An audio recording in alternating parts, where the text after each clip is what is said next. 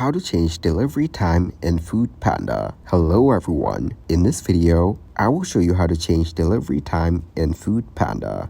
Let's choose when your shop opens. It's really important to keep these times right so you don't miss any orders. Next, you should enter your opening hours and ensure they match when your kitchen is open. To apply the same hours to every day, click Copy to all days. If your shop has different times for lunch and dinner, you can add those as well. If your shop is closed all day, just switch this off. Once you've finished setting up your menu, click Complete Opening Times. So that is exactly how to change delivery time in Foodpanda. Thank you guys for watching this video. Hope you got some value. Make sure to like the video and subscribe to the channel to get notified of new videos. See you in the next one.